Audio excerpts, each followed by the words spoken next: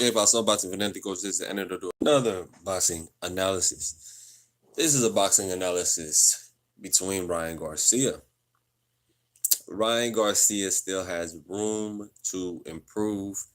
He has room to get better. He's still a prospect. You guys can get mad at me all you want. He's still a prospect. Um, yeah, I was high on him. Still am high on him. But as you can see, they're moving them different. Golden Boy is moving Ryan Garcia differently because they understand, they see the value and the potential in him, which is very golden. He's very, very, very amazingly talented, but he's inexperienced in so many different areas of combat sports when it comes to elite level and the pros. Why is that? Well, you still have to be able to handle all the pressure of the women. You still have to handle the pressure of the sponsors, getting used to that, getting used to doing promo shoots and photo shoots constantly, week after week, day after day, month after month. It takes time. Canelo didn't just become a rock star overnight like people think. It took time. Everything takes its course. Just like the four seasons usually takes its course from, winter, the spring, the summer, the fall. Just that's just how it rolls. That's how it goes. So we give Ryan Garcia time to grow. To try to rush him at 20 years old, they was trying to make him a champion at 18 years old, which is super hard to do. That Puerto Rican guy, I believe, with Wilfredo Benitez, he was just special. Even though he ended up being a vegetable later on in life, he was special as a fighter, as a talent. He had a great heart. Came from, El Barrio. Wilfredo Benitez was just a very, very special guy. And that's why he could win a title at the age of 18. I believe he's the youngest. I'm gonna look it up. I think he is still the youngest champion of all time. We're gonna check those facts. Cause I'm all about the facts. I like to bring receipts to the table. Benitez, youngest champion. We're gonna check the facts on that. Yep, Wilfredo Benitez defeated Antonio Cervantes by a 15-round decision to win the WBA Junior Welterweight Championship at the age of 17 years old. 5 months and 23 days. Oh, he became the youngest world champion in boxing history. There you go. Say it again. There you go. At 140 pounds back in 1976, March the 6th. So those are the facts. To do that is just fucking insane. Insane. So, yeah, man, Ryan or anybody else is just not going to be able to do that. Devin Haney probably would be the closest to be able to do something like that because of his insane poise, the experience that he's gained by facing so many different fighters.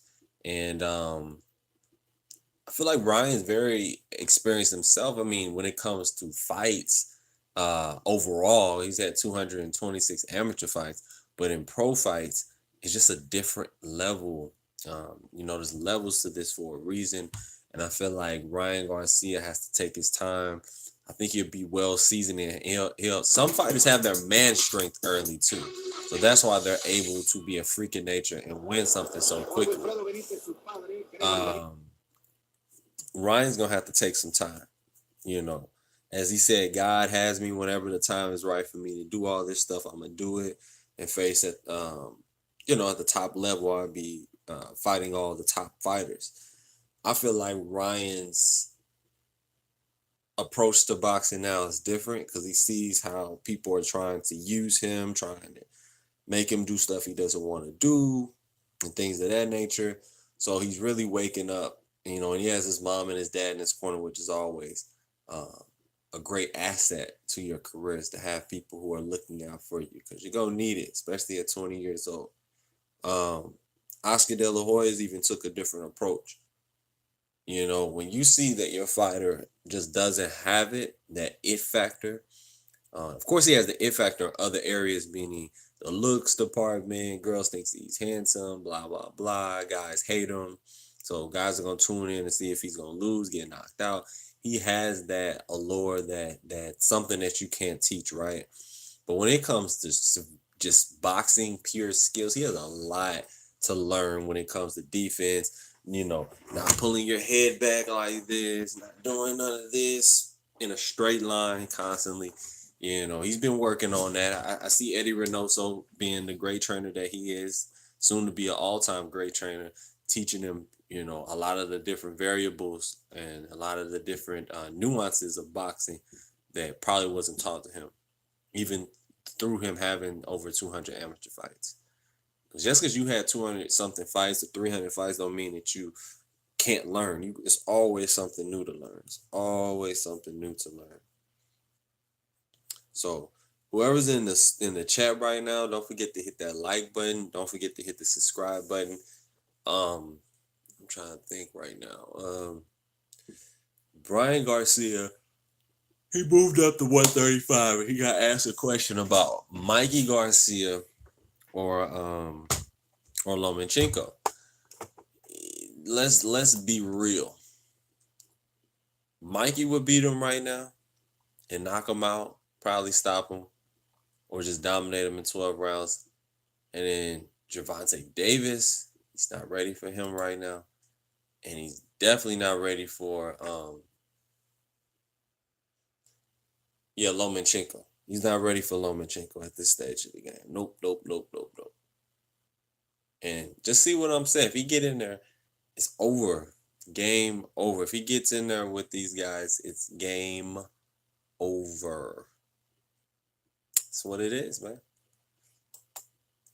That's what it is. So I would like to see you guys' thoughts on Ryan Garcia. You know, don't just get on here hating. You feel me? Don't just get on here hating. Make sure when you come into the room, talking some real boxing talk. Don't come in here on no bullshit talking about this or that. Just be honest about his skill set. We're focusing on craft, skill set.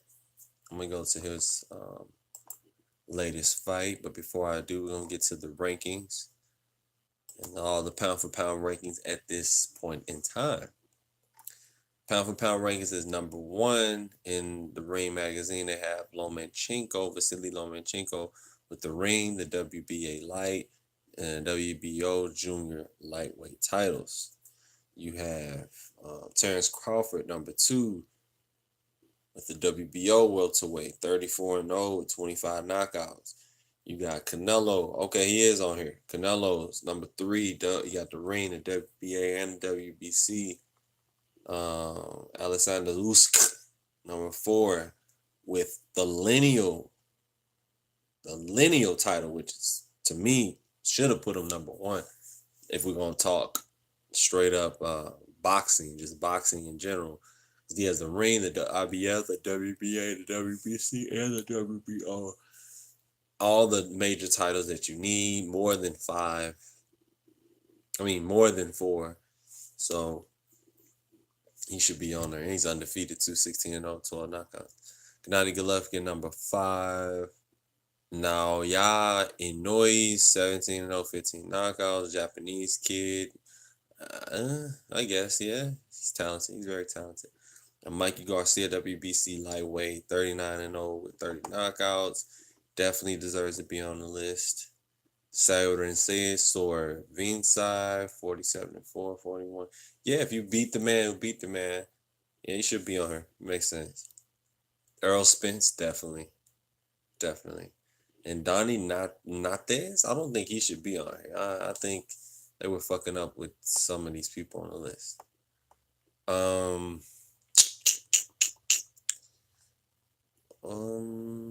Yeah, see, 135. 135. Lomachenko, Garcia, Mikey Garcia, Robert Easter. Robert Easter would give Ryan Garcia a hell of a time. But that'll be a good test if they want to see a barometer, a gate, see if he can open the door to that gate to get to the next level. He would have to go through a guy like Robert Easter first.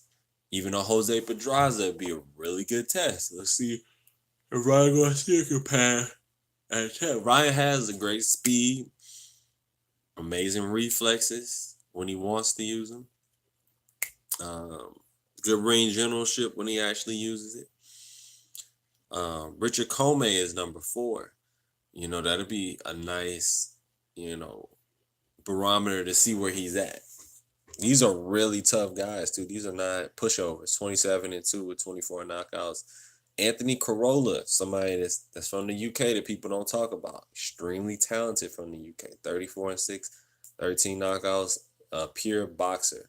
I would love to see Ryan Garcia against a different style instead of just somebody who comes forward and throws a lot of punches and hoping to overwhelm Ryan Garcia with work rate or just aimlessly throwing punches without any real purpose. Luke Campbell is another person. Luke Campbell, super duper duper talented, 19-2 with 15 KOs. I think Luke Campbell is another person who has a lot of skill, a lot of talent that doesn't get talked about. He's a lot of times he's overlooked. You want to see how good Ryan is? Put him in there with a Luke Campbell, somebody that can jab, somebody that can move, somebody that can box, somebody that thinks in there, and we'll really see what Ryan Garcia has. In due time, I think all these fights, or at least half of these fights, would be made. They have to be made because he's only 20 years old. He got nothing but time to face these guys, unless they all retire at the same time. Ray Beltran from Mexico, 35-8 with 21 knockouts. Guy like him, they call him a journeyman. I call him a champion. He won a championship before. He don't have it right now, but he's a contender. He's strong at 135, and if Ryan's not on his P's and Q's, he could get knocked out. So it'd be a good test. Very good test. Very dangerous test, but a good test. Devin Haney. Woo! Down the line. 5 years from now. I want to see it 3 years from now. When both are 23 years old. Was they around the same age? I think Devin may be a year younger than Ryan. I think he's 19 and Ryan is 20. So that'd be a super duper duper. They gotta put that on pay-per-view. Or a dazzling contract. And I would say pay-per-view though. And Devin Haney, that would be crazy, man. I would have to take Devin Haney at this stage in the game because it seems like he's learning just a little faster, a little quicker. It'd be a really good fight. Really, really good fight. Good speed matchup. It'd be chess in there. Emmanuel Togi would be another great test for Ryan Garcia. He's a grown-ass man. Ryan is used to facing grown men, but this guy has just a filled-out body at 135. He's from Ghana. You know those Ghana men have that West African spirit, the spirit of Ogun. So it'd be a very good test for Ryan Garcia. And half of his fights have been won by knockout. He has 28 wins, 1 loss, and 14 knockouts. So close to half. Francisco Pantera.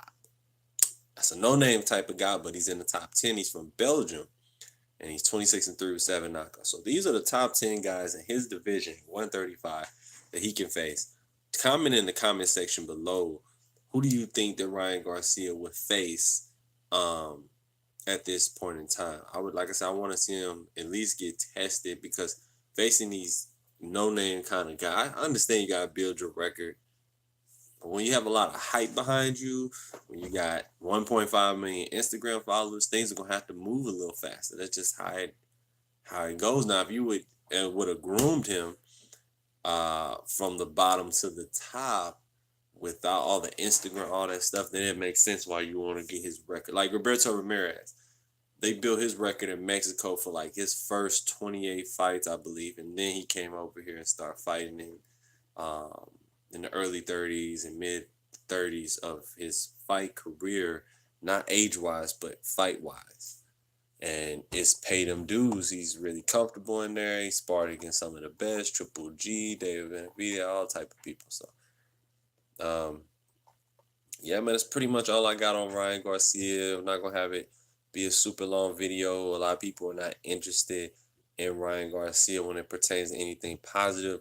I just think the guy can always get better. He's 20 years old. Everybody moves at their own pace. Everybody fights at their own pace and improves at their own level. Everybody can't be Mayweather and fight the first year. Matter of fact, we're gonna look at Mayweather's first year in boxing and see how fast he got there. Floyd Mayweather fast track to the title. And I believe he won the title at 130 early in the game. Let me see.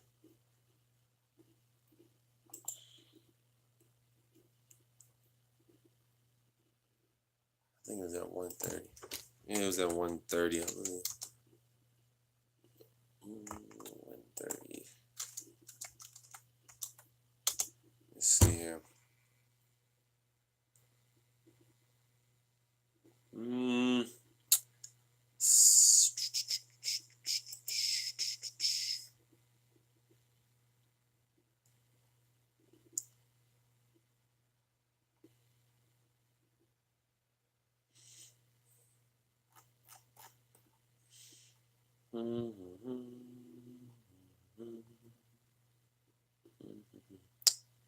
I'm just looking right now, reading.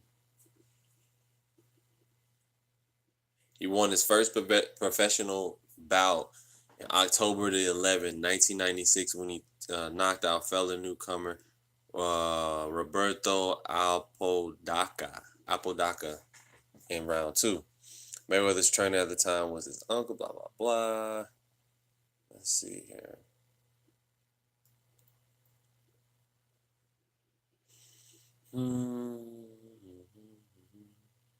In 1998, within 2 years of entering professional boxing, Mayweather decisively won his first world title, the WBC Super Featherweight title, which is the title you want to get if you want to be considered a real champion.